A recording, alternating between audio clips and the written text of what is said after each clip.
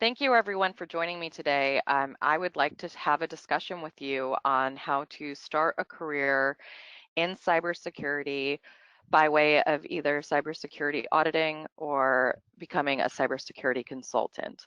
Um, the reason why I am here speaking on these two topics is in the last 2 years, these are two very prominent roles that I have been a part of, but it's it's more of a discussion of it wasn't how I got into the industry, which can be kind of more of a progressional talk. So I wanted to take the time to share with all of you kind of how I did it, what it takes, what it looks like, what the industry leaders are looking for, um, and what you can do to set yourself apart from everybody else that's out there trying to break into the industry or even get into a more challenging role like a cybersecurity auditor or a security consultant. Whichever way you go, I don't necessarily think there is a wrong choice. So again, thank you for joining me, and we are going to just get started. So right, just kind of covered it, but there are so many jobs. There's so many jobs in the IT and cybersecurity industry. So for me, it just came down to a question of what am I passionate about, right? Do I want to be an analyst? Do I want to be an auditor? Do I want to just be a consultant on the side and just answer the hard questions that, managers or directors or VPs or anybody at the higher level might have, becoming that go-to person that has those answers and be that facilitator of the conversation? Or do I want to be a system administrator, right?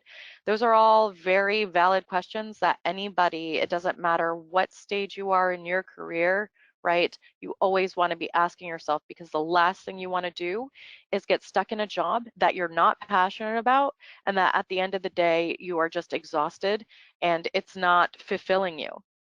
So for me, I always loved compliance. I loved security, just a natural pull towards it, but I loved the simplicity of it, the way it took the intricacies of a network and it said, okay, this is how you make it safe.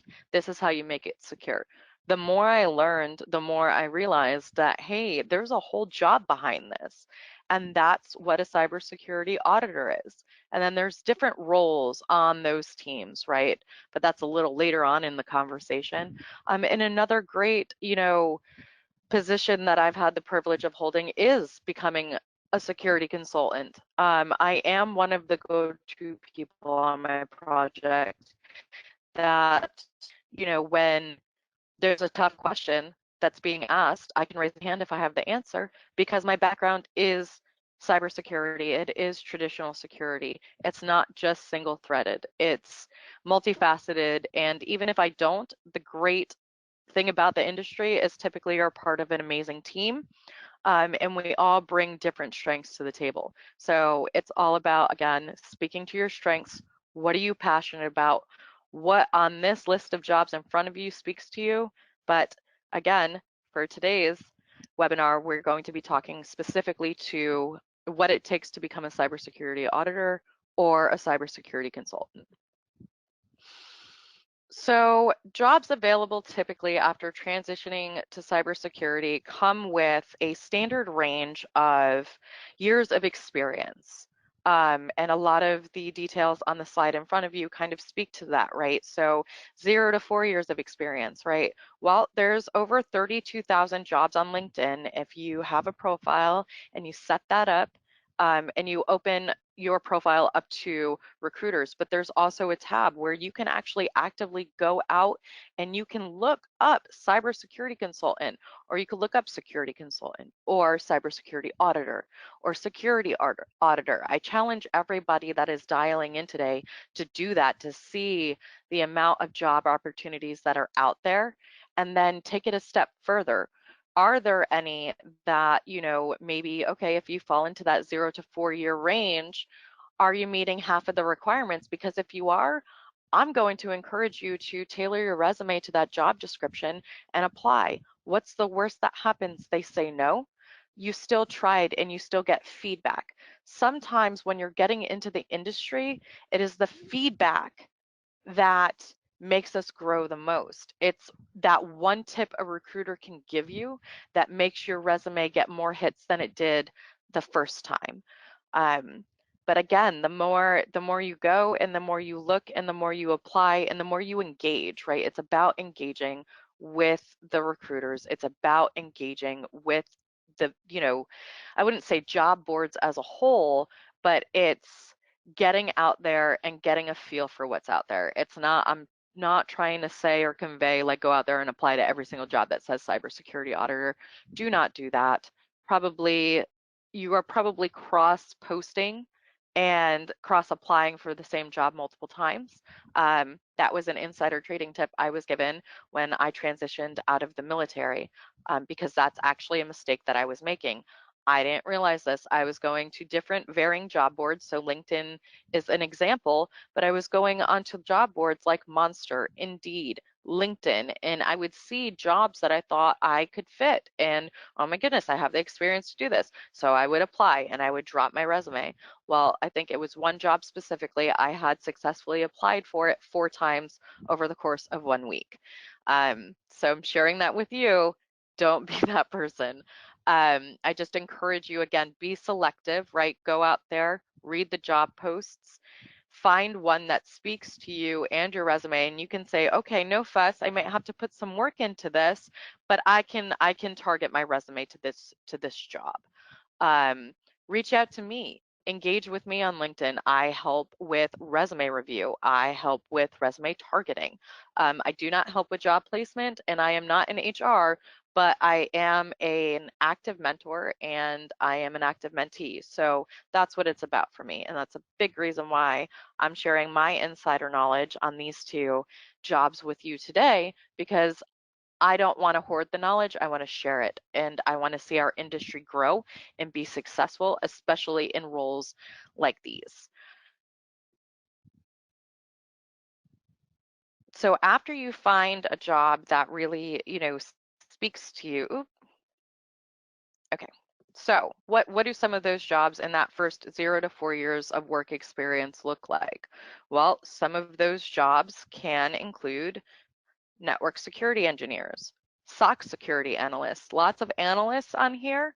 But what I would suggest is if you are in the 0 to 4 year range of experience, find something that the natural next step is your targeted job goals. So our job goals today are cybersecurity auditor or cybersecurity consultant. So it never hurts to start with a role like junior cybersecurity consultant, right? It doesn't hurt to get into InfoSec Security Administrator. That's one that can transition into a consultant role as well. Cybersecurity analysts, I do encourage, because again, you're in the industry, you're at the ground floor, you're learning a lot and you're learning it and absorbing it very fast, because this is a very fast-paced industry and the threat footprint is changing daily. So the whole point and purpose of this slide, right, is saying, okay, I know I have 0 to 4 years experience, but I know in 2 to 3 years, I want to be a cybersecurity auditor. I want to be a cybersecurity consultant, and this job can help me get there. Okay, so just a little backstory about myself. My first job when I got out of the military was a technical writer. I was a cybersecurity technical writer. I am now a security manager. That was a 3-year journey. So I started with cybersecurity writing. Why? Because I wanted to learn, because I wanted to be at the ground floor, right, and learning and absorbing everything I could on how to get to being a security manager, cybersecurity manager, right? That was my journey. But what I learned was my next role after being that technical writer was being a cybersecurity auditor. I didn't realize that by writing the policies that drive why we're secure gave me the ability to speak to whether we were actually doing it or not. And I realized rather quickly I loved it. And once I realized my passion was in it, I didn't stop. And so for the next year, I was not only a cybersecurity lead, but I was their lead auditor on a very, very small team, right? So that's what I'm trying to convey here. Use something that's on this list in front of you, right? And use it to grow and use it as a stepping stone to get to your next move, to get to your next position. Because the more you do and the more you experience and the more you immerse yourself into everything that is information systems and cybersecurity, the closer you're going to get to that goal of being just a well-rounded go-to cybersecurity consultant, right? Or the go-to cybersecurity auditor on a team running an audit or supporting an audit or an internal audit, right? So, and those right there, those types of skills are what is going to set you apart from other people in the industry right now, because everybody has a different approach, but that is what's made me the most successful. So again, just taking a little bit of time to share that with you.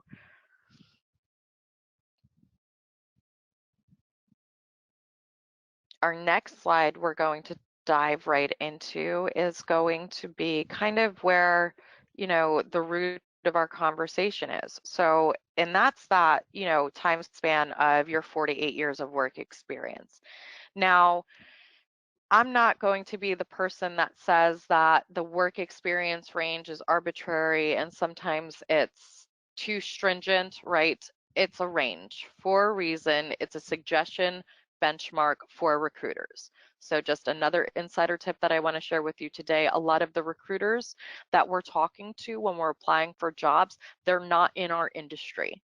So it's about helping you tailor your resume to say, okay, look, I understand I've only been in the industry for however much time, right? But instead of saying 48 years, 0 to 4 years, I encourage everyone that is dialed in today to capture that in your project work, in your experience bullets for the jobs that you've done. If you don't have the experience to put, right, because your experience and what you've done can offset that timeline, I would like to venture and say, get out in your community, see what you can do to get that experience. So not to get, slightly off topic, but a big way I got that experience was immersing myself in the cybersecurity nonprofit communities that are around me.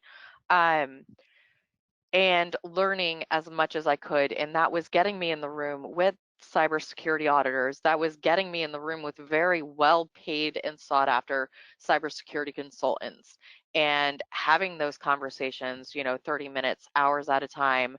Okay, what do I need to do? What do I need to be doing? How can I help? What volunteer work can I get by? What type of project should I raise my hand for at work? What type of, are there ways I could stand up programs in my current job? Or is there a policy I could write, right? And asking those types of questions so that, over a certain period of time, 6 months or a year, I then had that experience to put on my resume so that, again, it's not, my resume is no longer speaking to, okay, I only have 2 years experience in the industry. It's speaking to, look at all of my actual job work portfolio bullets. And then you don't even have to have the conversation. They almost automatically, they know that you know what you're talking about, right? And you're showing it. And then once your resume gets you the interview, it's in the interview that you really get to hone in and highlight why you're so good at cybersecurity consulting, like, or why you're really, really good and passionate about cybersecurity auditing, right? You can start having conversations about things like your favorite type of security framework and why, and how it ties into other security frameworks, right? That's how I ended up on an auditing team. um, was my ability to say, okay, my favorite framework is NIST 800-53, right? Didn't matter the revision, but the fact that I even knew that that's a framework was pretty impressive, right? And that's something that they would expect somebody going into a role like that. Um, But then saying, okay, that's just one framework, but it ties into federal frameworks. It ties into, you know, other larger, I guess, attack methodologies is what I'm trying to get at. And then you can develop that conversation. And because it's the interview that actually gets you the job, right? It's not your resume. It's the conversation that the employer is taking the time to have with you because they want to gauge several things during that interview. They want to gauge your knowledge, right? They want to gauge your technical ability. They want to gauge your critical thinking.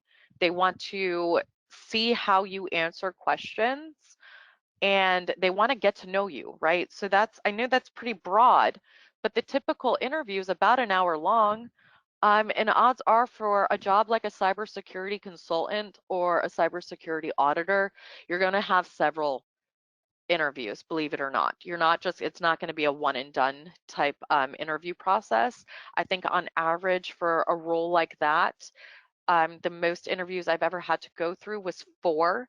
The least I've ever had to go through was 2, and that was to be a cybersecurity consultant lead for a law firm.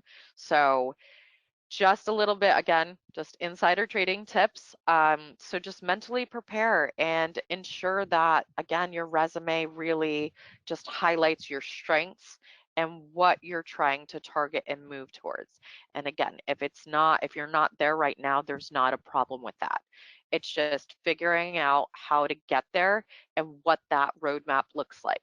Career roadmaps are the make or break in the industry right now. I have found across the board that a lot of my mentees don't necessarily know what that means. And so when I say career roadmap, I mean, okay, what is your 6-month plan? What is your 1-year plan? What are your goals in between? And it doesn't have to be rigid. It can be flexible. You don't have to set dates, but they're goals. And when you tackle a goal and you tie it to your resume and you tie it to a job that you're passionate about, you would be really surprised how much you are going to impress and just be in awe of yourself and what you're capable of.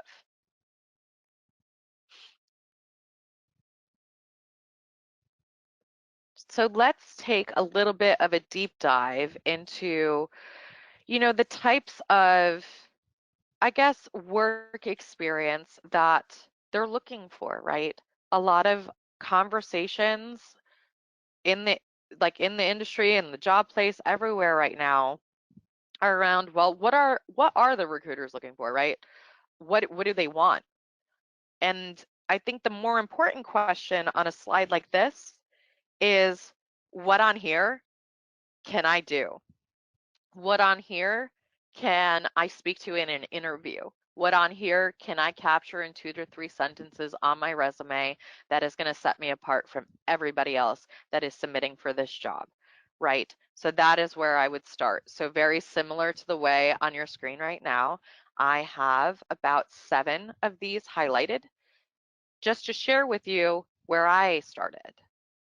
Those, what I have highlighted on this slide were my strengths when I had 0 years work experience in the cybersecurity industry and I was trying to break in, right? Where did I get my start? I got my start with knowing that I could write an SOP, a standard operating procedure for a basic network. I had that capability and skill, and I could write 2 to 3 sentences about how I did that very thing. And I'm not saying that's going to be your journey, but I'm just encouraging you to find possibly something on this list to work towards that you could write 2 to 3 sentences about.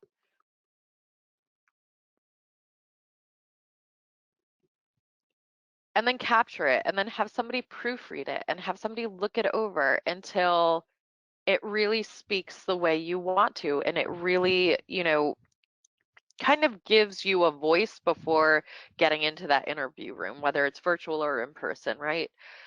So that's the takeaway here is, what are you good at and how can you speak to it? And if you don't, that's okay too. I didn't learn how to supervise the installation of new software and hardware because I was actually doing it. I learned how to do it and I gained the experience because I leaned on somebody in my internal network and they were like, hey, you should probably start working on this at work. So tying back, from a couple of slides ago, I was like, okay. And I started doing that. And I didn't do it for a week. I didn't do it for a month. I did it for a year. I did it until I could write a strong work bullet about it for my resume for my next job, right? Because I did end up supervising the installation of the software, but I had to speak to who vets it. Was it secure? How did I make it secure? How did I ensure that it was installed properly, right? And be able to have a conversation like that about it. So it's not just saying, okay, I know how to supervise the installation of this. No. We need to be able to speak to the security side of that conversation, right? So because that's the big difference here for cybersecurity consultants and auditors. It's that broader, okay, now tell me how it's secure and tell me about the policy that drives that installation, or why that specific hardware is not allowed on your network, or if you want this piece of software, who the approving authority is for it to be there. Is it the CISO? If you're from a DoD background in any capacity, is it, your authorizing official? Is it your mission owner? Is it your compliance officer on the corporate side? Is it your, who is it, right? And being able to explain it to a person like them in a way that will get you that job and would give them the trust that the risk is low and that their network is still secure and that you did a good job, right? That's the goal. So for some of these, like, I don't know how to maintain a server or a switch. So for me, I didn't highlight that. But I think that's a great example. If you know how to do that and you can speak to not only how you can maintain it and keep it current and keep it secure and ensure that it's not going to get attacked by bad guys, you want to be able to speak to that on your resume. And that's what I challenge all of you to do, is to take this list and say, okay, what am I good at right now? And it's okay if it's none of these things. That's perfectly fine. You have to start somewhere, but then change the conversation to, what do I want to work on? What on this list makes me go, ooh, that could be fun, or I find that interesting. You're going to use the same approach, if you're looking at job descriptions for 48 years of work experience, right? So everything I just went over for the 0 to 4 years, well, guess what? It doesn't change. The conversation doesn't change. Why? Because it works. It's repeatable, right? So again, you have a list of expectations. Nia is not good at every single thing on this list, right? But when I got my first cybersecurity auditing role, right, I was able to speak to that first bullet, right? Computer incident detection and response activities. How was I able to speak to that? Because I had spent the last 2 years writing incident and event management response policies, right? So I took something that a lot of people didn't around me did not want to do and they didn't want to engage with. And I said, you know what? Okay, I enjoy writing. Let me try this. And at the end of it, though, I was able to speak to, if we had an attack or if we were threat modeling a project, right, what we would look for from an auditor's perspective, what questions we would ask, what security controls those tied to, right? What does a non-compliant result look like or impact your risk percentage versus a partially compliant or partially implemented result, right? The weighted scores are very different. Um, and I used a lot of really good, again, so right there, just pulling from my first job, technical writing skills. Use the heck out of that, right? Like I shared with you, my first job, but I used that as soon as I was applying for a cybersecurity auditing role, right? And that's how I sold myself in that interview, was speaking to, I can write a policy for every single security control family, and there are 19. And I know that there are on average over 1,000 security controls, and that breaks out into the control families, right? And have that conversation and talk to them how you tailor each individual one to the project that you're on, and then turn it into a conversation of building trust, right? From the document level all the way up through the implementation level, right? So your conversations are maturing at this point, but you've already done the hard work by the time you're able to highlight something green that's on the slide in front of you, right? So again, though, Nia did not go on the slide and say, ooh, okay, so I have really good background knowledge in advanced snort capabilities, because I do not. The last thing you want to do on a resume is embellish, right? A lot of, because again, when you're at this level, it's not just one interview. You are talking to either a panel on an interview call, and it can be, your first one might be, an HR rep. Your second one might be a panel. Your third one might be the actual person, the team lead or the manager of the team you're going to be on, right? So, and through all of this, they're going to weed out if you embellished a statement or not, okay? And I'm not saying that to intimidate you. I'm saying that to encourage you to find a mentor that can help you not over embellish, but also not be too humble, because that can make or break your ability to get an interview or break into a role like this as well, is being too humble and downplaying your accomplishments. I struggled with that. I don't struggle with it nearly as bad anymore, but that's because I have great mentors. I have great people I can lean on to review my resume before I submit it for another job or a promotion, or, insert whatever comes after the or. It doesn't necessarily matter. It's not just me, right? So I build a network. I have a lot of great peers and coworkers and team members, but in there are mentors and there are advocates. And I want to take a second to explain the difference, because they're not the same. A mentor is somebody you look at and you're like, oh my goodness, one day when I grow up, I want to be like that. Help me be like that. I want to be a CISO when I grow up. What do I have to do? What do those steps look like? Or, right, in this case, for this webinar, I want to be a cybersecurity auditor. I would challenge all of you to try and find somebody on your LinkedIn network that is in that role. And if they're not in your network, you could do the really scary thing and reach out, and you could say, you know what? Hey, I came across your profile. I'm really, really interested in this job role. Would you mind being my mentor? And believe it or not, no lie, 3 years ago, that's exactly what I did. I knew I wanted to get into the industry. I knew I wanted to be a cybersecurity manager. I didn't know exactly how I was going to get there, but I did. I went onto LinkedIn. I found somebody that had all of the descriptions next to their name that I wanted. And I reached out to a complete stranger and I said, hey, I'm Nia. I'm new to the industry, but I love your profile. I love what you do. I love that it speaks to your passion. Will you be my mentor? Do you mentor? Ask the brave question. Odds are people are going to say yes, and they are going to surprise you.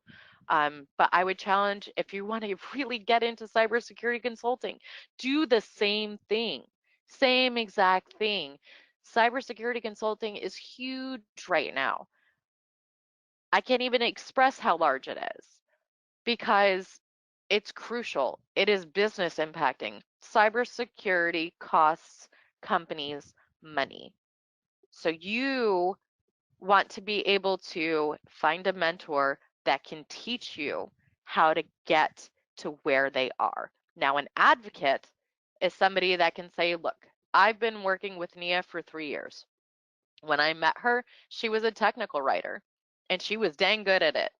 But over the last year, she has done, and then they could start citing bullets like what you see in front of you on this slide, and they can tell a story about you on your behalf.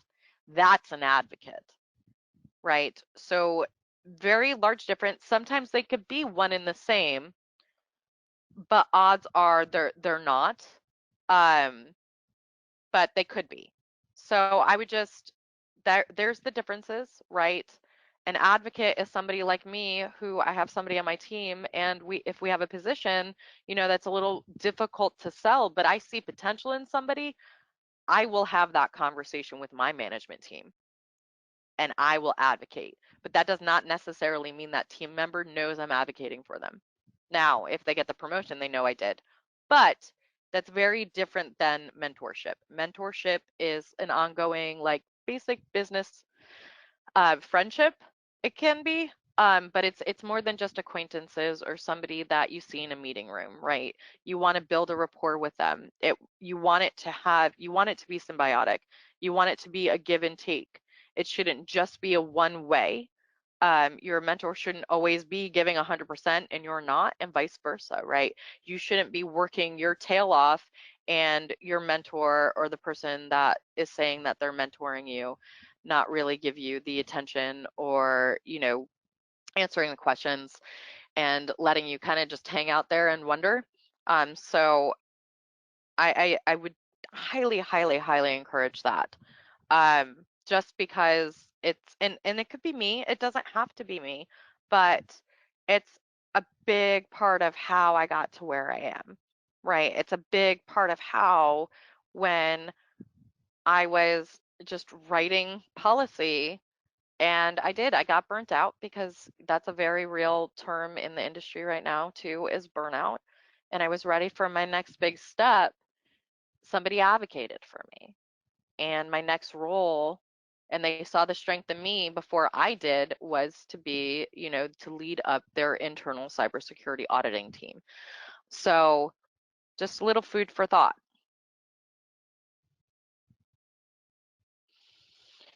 So this is, I know I've already really talked about it, so we don't have to land on here, but just a little bit of background, right? So 13 years military service, um, but I leveraged all of my management skills, all of my help desk management skills, and I started working towards my first industry certification. So that's a really good place that I encourage every single one of you to seek out, right? So to be a cybersecurity consultant, what types of, certifications should you have, right? I'm not going to get into specifics because for every role and every company you work for, that criteria could be different, and I don't want to give you a false misrepresentation of that. But it's the same for a cybersecurity auditor. It depends on your employer. It depends on the role. It depends on the job board and who's posting, right? So, but that's where if you scroll and you see a post for a cybersecurity junior or senior like consultant role, and it says, hey, certifications preferred or certifications required, those should give you a solid baseline of what to work towards, right? So there's multiple industry standards out there, but that's where I would encourage you to look, and I would encourage you to start, and I would sooner than later. It's never too late to start working towards your first or your fifth cybersecurity like certification, but just ensure that it's working towards that goal of the job that you're trying to achieve, right? So just make it make sense. The last thing I would want to see any of you do is earn a certification that you can't use. Um, yeah, I feel like that would probably I don't think that would be good. So just again, like, and if you can't answer that question, again, build that network, have that conversation. What should I work towards? What in the industry could really get me or thrust me ahead as I try and work towards becoming an auditor or a consultant, right? Those types of conversations. For me, I actually went to night school. You guys don't have to do that. If you already have your degree, you're better than me. Still in school, but continuous education. So a mentor of mine when I first started stated it like this: if you're done growing and you're ready to retire, then okay, maybe learning you don't have to, I wouldn't say shouldn't, but you don't have to continue your education.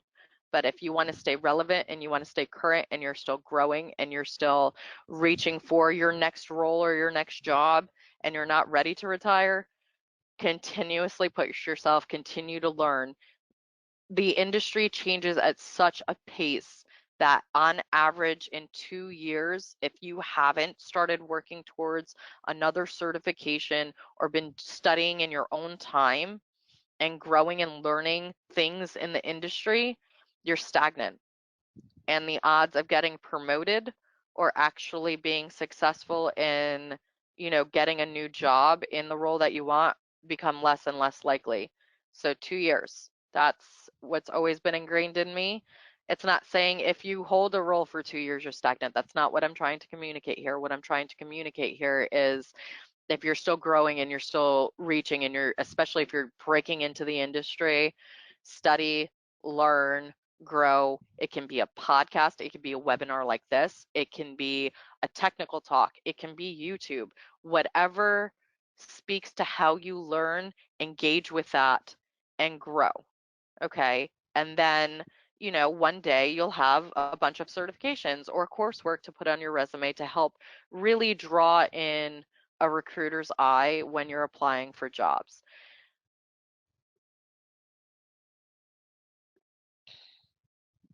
So for me, a big part of it was tying all of that into specific areas, right, that I knew were relevant. And why this slide is very important is for anybody that's trying to get into the cybersecurity auditing world.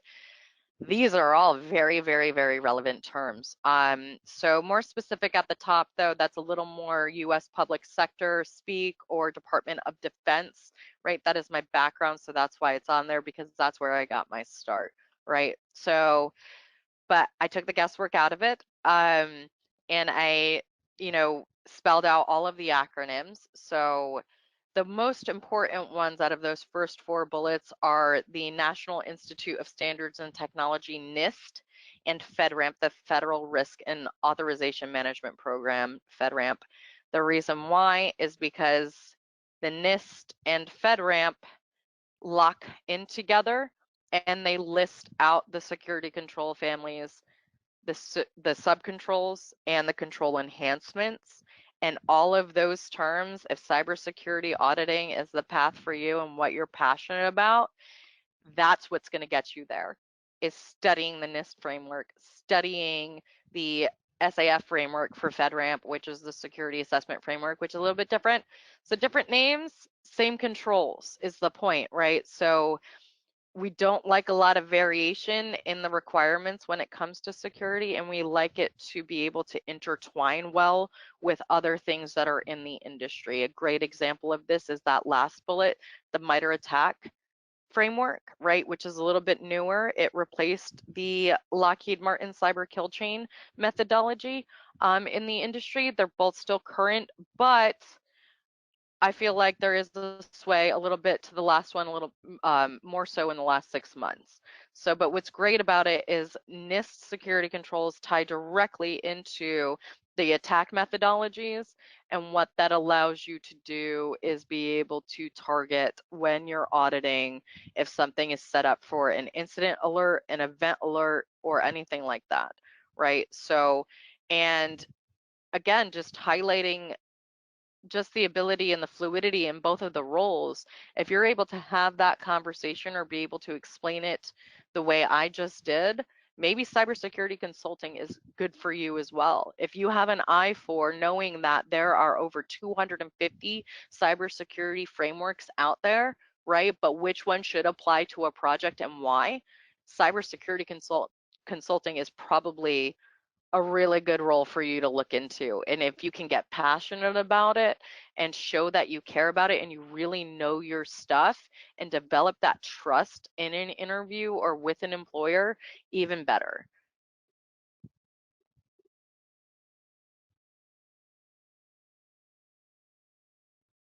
So the most important, I guess, part of my journey, right, to close this up with everybody that dialed in today is this big driving point is to pay it forward. So a lot of people ask me why, even with a crazy demanding job, in the industry actively.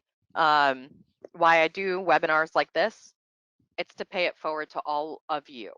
Every single one of you that before today's conversation had no idea how to break into either of these job roles.